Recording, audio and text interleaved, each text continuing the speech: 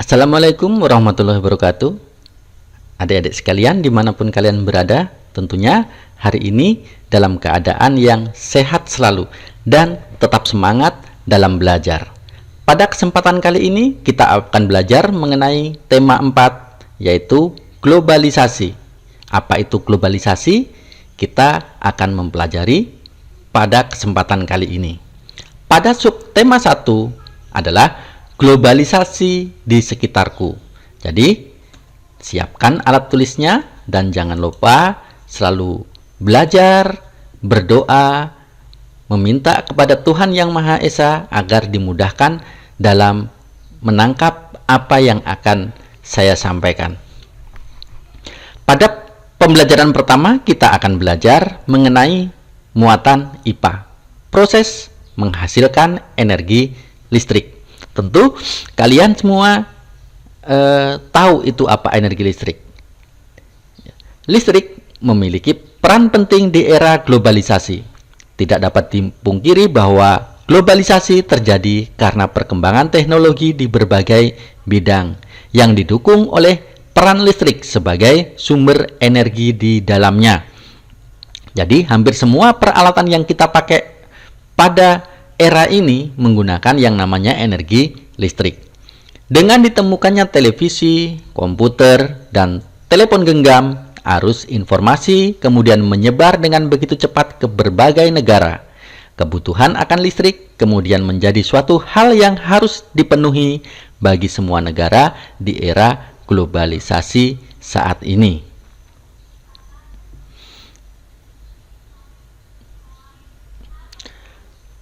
Bagaimana listrik tersebut dihasilkan? Sebuah contoh, di sini kita akan mengambil contoh pembangkit listrik tenaga air. Listrik dihasilkan di pusat pembangkit menggunakan beragam sumber energi. Pada pembangkit listrik tenaga air dari waduk atau sungai, gambar nomor 1, masuk melalui pintu air di sini ya. Kemudian diatur oleh katup pengaman. Di sini ada katup, ada kerannya untuk mengatur besar kecilnya arus yang masuk. Air kemudian masuk ke tangki pengaman bertekanan. Ya, jadi di sini air dalam posisi miring atau turun atau jatuh sehingga tekanannya meningkat. Kemudian setelah itu air berada di dalam pipa tekanan, ya, nomor 5. Kemudian mengalir dan mengarah ke turbin. Ya, di sini ada turbin. Kemudian melalui katup pengatur tekanan. Ya, jadi ada pengatur tekanan juga. Kemudian mendapatkan energi yang besar. Ya, jadi di sini ada turbin, yang mana turbin ini apabila di sini turbinnya berputar, maka generatornya akan menghasilkan listrik. Ya. Kemudian dari generator, listrik tersebut akan dibawa ke transformer atau mentransmisikan, ya, ditransmisikan ke tempat tujuan, yaitu kita sebagai konsumennya. Jadi air mengalir, alirannya akan menghasilkan putaran pada turbin dan turbin akan kemudian menggerakkan generator dan generator menghasilkan listrik. Listriknya akan dibawa ke kita.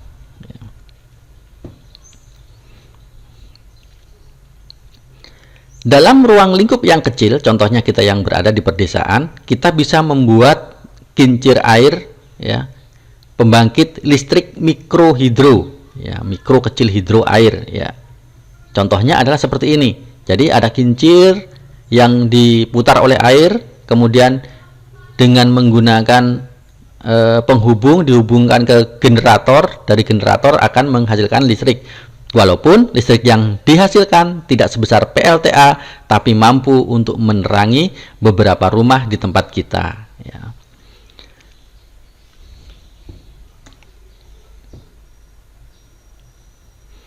Bagaimana proses penyaluran energi listrik? Yang pertama, energi listrik dihasilkan oleh PLTA dan siap disalurkan. Kemudian, energi listrik terlebih dahulu melalui kabel besar yang terpasang di menara saluran udara tegangan ekstra tinggi atau sering disebut dengan sutet. Jadi tegangannya di sini ekstra tinggi, sangat berbahaya sekali listrik yang berada di sutet ini.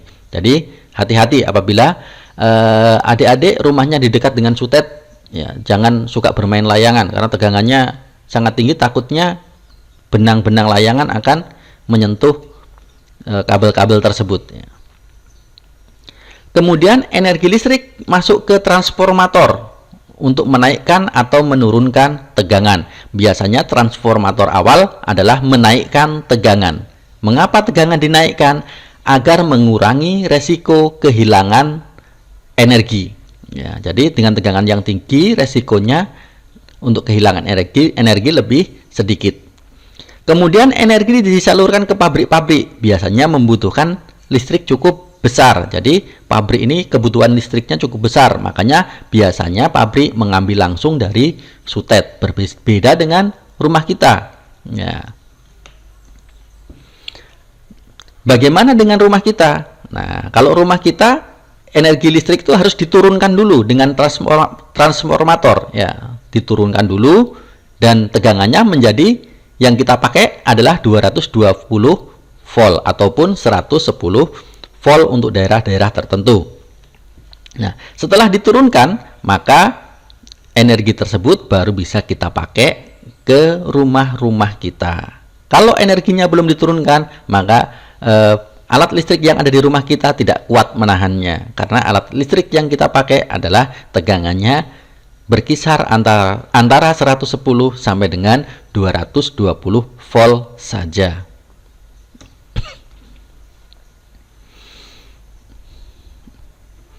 Mengapa sering terjadi mati lampu? Apa saja kendalanya? Ya, perhatikan di diagram ini.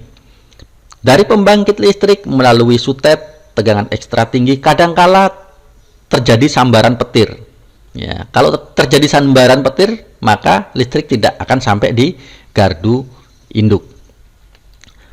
Kadangkala pula terjadi pohon-pohon yang tumbang. Maka dari itu, apabila ada pohon-pohon di sekitar adik-adik yang mana membahayakan listrik, segera ditebang. Tentunya bukan adik-adik yang menebang, tapi kita cukup memberitahu kepada orang yang lebih dewasa. Ya. Kemudian bisa terjadi karena adanya pekerjaan-pekerjaan lain. Ya. Bisa terjadi karena binatang. Ada binatang yang bertengger di kabel-kabel tersebut sehingga terjadi konsleting. Atau juga ada penggalian, ya, sehingga tanahnya bergerak dan kabel-kabel tersebut rentan atau tiangnya rentan untuk roboh. Ya. Jadi itulah diantaranya penyebab mengapa kadangkala terjadi mati lampu.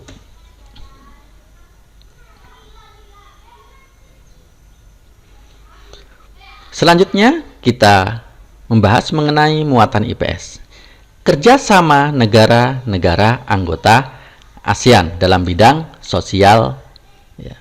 Globalisasi adalah proses masuknya ruang lingkup dunia. Jadi tadi globalisasi itu masuknya proses masuknya ke ruang lingkup dunia. Jadi kita bisa melihat apa yang ada di satu daerah terdapat juga di daerah yang lain. Contohnya ada jam dari Swiss kita bisa pakai. Ya. Kemudian mobil dari Jepang kita bisa pakai dan lain sebagainya. Penyebabnya adanya globalisasi antara lain perkembangan teknologi, alat komunikasi, dan transportasi. Hal ini memudahkan kerjasama antar negara. Contohnya, faktor kerjasama antara negara-negara anggota ASEAN yang berhubungan dengan sumber daya alam, berada dalam wilayah yang sama, ya, ilmu pengetahuan dan teknologi. Maksudnya adalah bahwa yang mendorong faktor-faktor kerjasama anggota ASEAN adalah kesamaan sumber daya alam. Contohnya di Indonesia ada sawit, di Malaysia juga ada sawit. Nah, ada batu bara, di sana juga ada batu bara. Ya. Berada dalam wilayah yang sama, yaitu Asia Tenggara. Ya, kita sama-sama berada di Asia Tenggara, mempunyai iklim yang hampir mirip. Ilmu pengetahuan dan teknologinya juga sama, hampir sama, walaupun tidak sama persis. Ya, karena kita sama-sama negara berkembang. Kerjasama negara anggota ASEAN dalam bidang sosial. Yang pertama, penanggulangan bencana alam. Jadi ketika terjadi bencana alam, maka anggota-anggota ASEAN semua akan saling tolong-menolong. Ya. Meningkatkan kesejahteraan sosial dan pembangunan negara-negara ASEAN. Tentu kesejahteraan sosial antara di Indonesia dengan negara-negara lain yang ada di ASEAN tentunya terdapat kemiripan. Maka dari itu perlu adanya peningkatan kesejahteraan. Oleh sebab itu, perlu adanya kerjasama.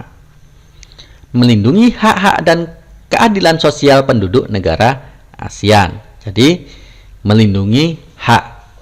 Meningkatkan kualitas sarana kesehatan negara-negara ASEAN. Jadi, kualitas kesehatan juga sama. Hari ini bahkan kita semua, bukan cuma negara ASEAN saja, di seluruh dunia, kita sedang meningkatkan kualitas sarana kesehatan dengan berlomba-lomba untuk menemukan antivirus corona. Meningkatkan perlindungan sosial kepada seluruh penduduk negara-negara ASEAN. Ya, meningkatkan perlindungan sosial. Kemudian ada juga kerjasama negara anggota ASEAN dalam bidang budaya. Apa saja? Contohnya adalah meningkatkan jumlah tenaga ahli yang mampu menguasai ilmu pengetahuan dan teknologi atau IPTEK. Ya. Meningkatkan jumlah tenaga ahli, maka dibentuklah pelatihan-pelatihan tentunya. Memberikan bantuan untuk meningkatkan kemampuan para ahli dalam mengembangkan sebuah penemuan. Ya, laboratorium dibentuk dan lain sebagainya. Kerjasama dalam meningkatkan kualitas sumber daya manusia agar memiliki daya saing dunia. Ya, bekerja sama dalam meningkatkan kualitas sumber daya manusia. Ya, ingat, ada sumber daya manusia, SDM, dan sumber daya alam atau SDA. Menyelenggarakan SEA Games yang diikuti oleh seluruh anggota ASEAN. Tentu tujuannya adalah untuk menjaga kesehatan. Mengenalkan budaya khas masing-masing negara. Melakukan pertukaran pelajar. Jadi pertukaran pelajar agar pelajar-pelajar kita mempunyai pengetahuan mengenai negara-negara lain, bisa melihat dengan mata kepala sendiri dan lain sebagainya. Meningkatkan jumlah UKM, usaha kecil menengah, UKM ya, usaha kecil menengah dalam bidang kebudayaan dan kesenian. Contohnya UKM-UKM pengrajin batik dan lain sebagainya.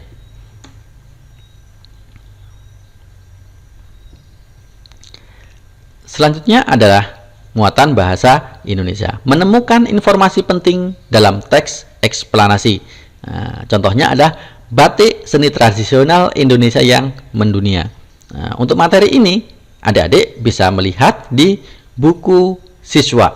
Ya, jadi adik-adik bisa pahami di buku siswa nanti. Kemudian kita akan berusaha mencari informasi penting dari teks eksplanasi berikut.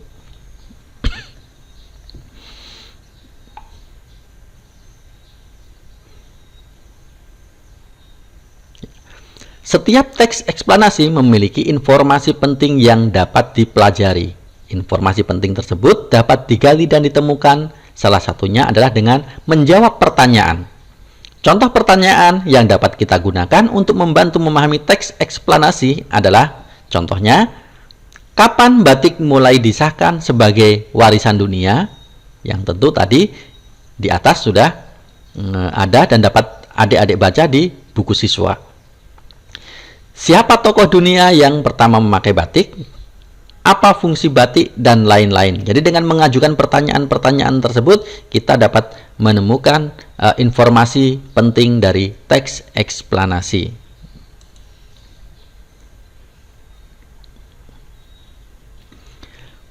Menyajikan informasi penting teks eksplanasi dalam bentuk gambar seri. Informasi penting dalam teks eksplanasi juga dapat kamu sampaikan dalam bentuk gambar berseri. Pertama-tama, kamu harus menemukan informasi penting yang terdapat dalam teks. Setelah itu, tuliskan ulang informasi yang didapat. Jadi, untuk menemukan, kita juga bisa menggunakan gambar berseri. Jadi, kita mungkin di situ kita mencari gambar-gambar, kemudian kita susun dari awal bagaimana kain batik sebelum diproses, bagaimana pemrosesannya, bagaimana penjualannya. Nah, gambar-gambar itu kita susun dan kemudian kita nanti dapat menemukan informasi pentingnya. Selanjutnya, kita masuk ke muatan PKN. Setiap manusia memiliki kebutuhan yang berbeda tentunya. Perbedaan kebutuhan tersebut menyebabkan beragamnya kegiatan ekonomi di masyarakat. Berikut contoh sikap dalam keberagaman ekonomi di lingkungan sekitar. Saling menghargai dan menghormati antar pelaku kegiatan ekonomi. Jadi setiap manusia mempunyai kebutuhan yang berbeda, maka kegiatan ekonominya pun berbeda. Ada yang sebagai pedagang, ada sebagai petani, ada yang menjual jasa seperti ojek online dan lain sebagainya. Membayar barang yang dibeli sesuai dengan harganya. Jadi ada patokan-patokan tertentu di mana dalam membayar barang yang dibeli harus sesuai dengan harganya. Ya, tentu saja harga itu bisa merupakan harga yang ditetapkan, bisa juga dengan menggunakan harga yang disepakati. Ya. Apa bedanya? Kalau harga yang ditetapkan itu biasanya tidak dapat ditawar, sementara harga yang disepakati itu biasanya terjadi tawar-menawar. Bermain dengan teman tanpa membedakan kegiatan ekonomi yang dilakukan oleh orang tuanya. Tentunya kita tidak boleh membeda-bedakan pekerjaan orang tuanya. Menceritakan manfaat kegiatan ekonomi bagi masyarakat. Setiap orang tua, temanmu tentunya memiliki kegiatan ekonomi yang berbeda. Perbedaan tersebut bukanlah penghalang untuk kita tetap berteman dan bermain bersama. Setiap kegiatan ekonomi bermanfaat bagi kesejahteraan sekitar. Sikap saling menghargai itu memberikan motivasi seseorang untuk melakukan kegiatan ekonomi dengan baik. Jadi ini perlu diperhatikan. Baiklah adik-adik, kita sampai pada penghujung pembelajaran kita. Nah, mengapa kita hanya 4 pelajaran saja? Karena untuk muatan, seni budaya, dan prakarya, kita akan mempunyai video tersendiri, dan matematika kita juga mempunyai video tersendiri. Tingginya gunung bisa didaki, sungguh indah di saat senja. Cara belajarmu mari perbaiki, agar mudah menyerap ilmunya. Assalamualaikum warahmatullahi wabarakatuh.